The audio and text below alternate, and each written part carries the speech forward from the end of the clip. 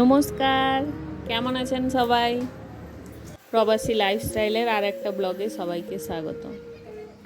আজকে বুধবার, সকালে এখন প্রায় 7টা বাজে। আমি যাচ্ছি আজকে মেয়েকে ছাড়তে। ওর বাবার শরীরটা ভালো নেই, ও ঘুমোচ্ছে, তো আজকের আমিই নিয়ে যাচ্ছি। আমি গেলে সকালে হেঁটেই নিয়ে যাই। আমি গভর্নমেন্ট স্কুলে পড়েছি, তখন আমাদের স্কুল হতো সকাল 10টায়, আর আমরা সবসময় হেঁটেই স্কুলে যেতাম। ছেলেকে উঠাবো 7:30-তে, এখনও আধা ঘন্টা সময় আছে। চলুন একটু এদিক ওদিক ঘুরে আসি। এটা আমাদের এখানে একটা গভর্নমেন্ট স্কুল, উপরে আরও বড় হচ্ছে। বোম্বেতে রাস্তার দুপাশে এই দেয়ালগুলো কখনোই খালি রাখে না, সবসময় এমনি ড্রয়িংয়ে ভর্তি থাকে। এটা বর্ষার আগের ড্রয়িং, তাই জন্য একটু কালো কালো হয়ে গেছে। আবার এই কিছুদিন পরে আবার ওরা নতুন ড্রয়িং করবে। আপনারা লক্ষ্য করেছেন কি, রাস্তার সাইডে কিছু একটা আলনার মতন রয়েছে, আর সাথে অনেক জামা কাপড় জুতো রয়েছে। আমি ওটা পাশ থেকে আপনাদেরকে দেখাচ্ছি।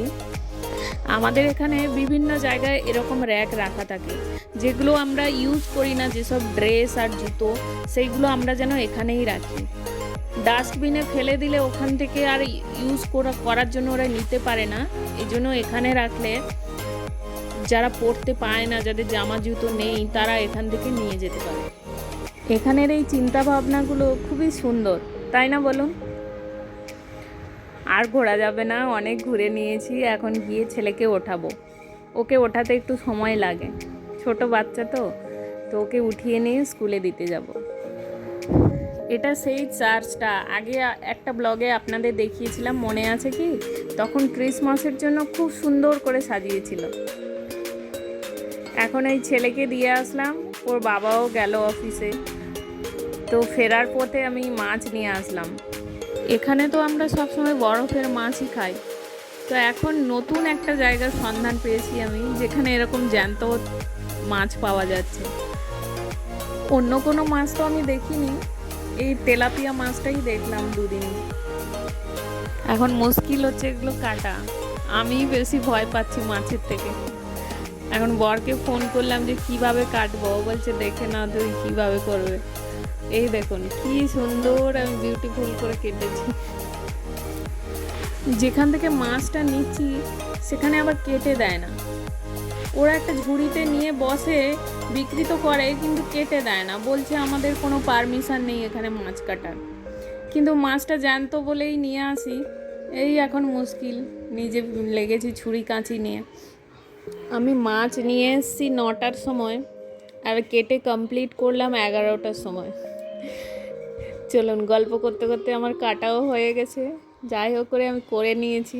এখন নুন হলুদ দিয়ে ভালো করে মেখে আর ফ্রিজে প্রত্যেকটা ডাব্বায় আলাদা আলাদা করে রেখে দেবো। যখন যে ডাব্বাটা বের করব সেটাই রান্না হবে, সব মাছ বের করব না। যাই হোক, গল্প করতে করতে কাজটা হয়ে গেল অনেকটা। চলুন এখন রেডি হতে হবে, ছেলেকে আনতে যাব। 11টা বেজে গেছে, তাড়াতাড়ি চানটা করেই বেরিয়ে যাব। ছুরি কাঁচিগুলো একদম ধার নেই, ধার নষ্ট হয়ে গেছে। তো এই লোকটা রাস্তা দিয়ে যাচ্ছিল, ওনাকে ডেকে আমি ওই ধার দেওয়াচ্ছি। খুবই কষ্ট হচ্ছিল মাছগুলো কাটতে। মেয়েকেও নিয়ে চলে এসেছি, দিয়ে তারপরে রান্নাটা বসালাম।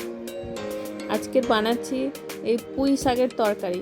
চিংড়ি মাছ ছিল আগে, চিংড়ি মাছ দিয়ে পুঁই শাকের তরকারি বানাচ্ছি, আর বরবটি ভাজা ওপাশে বসিয়েছি, আর তারপরে করবো মাছের ঝোল। 5 ফোড়ন পেঁয়াজ দিয়ে, পেঁয়াজটা একটু হালকা ভাজা হলে চিংড়ি মাছ দিয়ে হালকা ভাজা করে পুঁই শাক আর আলু দিয়েছি, আর নুন হলুদ, আর একটু সবজিগুলো সেদ্ধ হয়ে গেলে এরপরে দেবো সর্ষে বাটা। থাক, এটা হতে থাক, আমি অন্যদিকে মাছের ঝোল বসাই।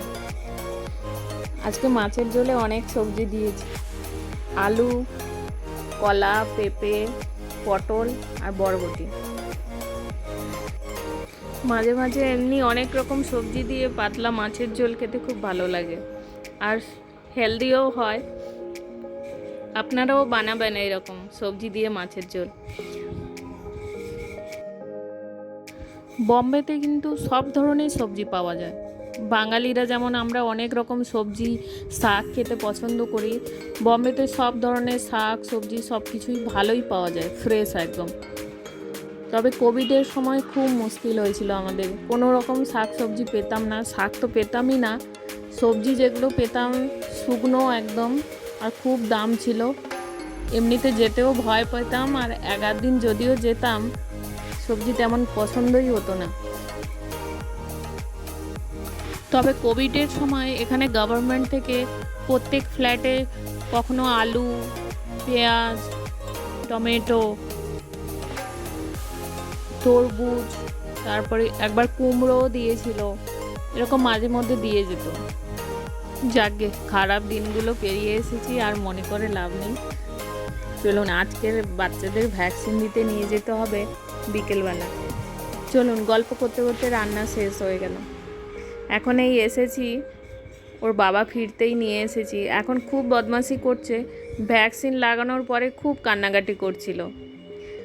বেরিয়েই দেখি 3টে বিড়াল ওই সামনে চেম্বারের সামনে ঘুরে বেড়াচ্ছে, তো ওদের সাথে এখন খেলছে, ভুলেই গেছে যে ভ্যাকসিন লাগানো হয়েছিল।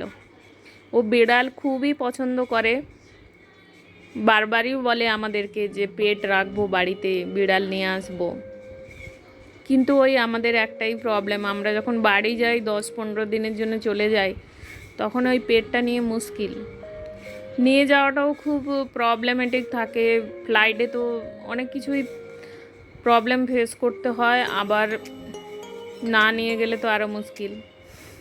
এই সবের জন্য এখনও পর্যন্ত আমরা কোনো পেট রাখিনি।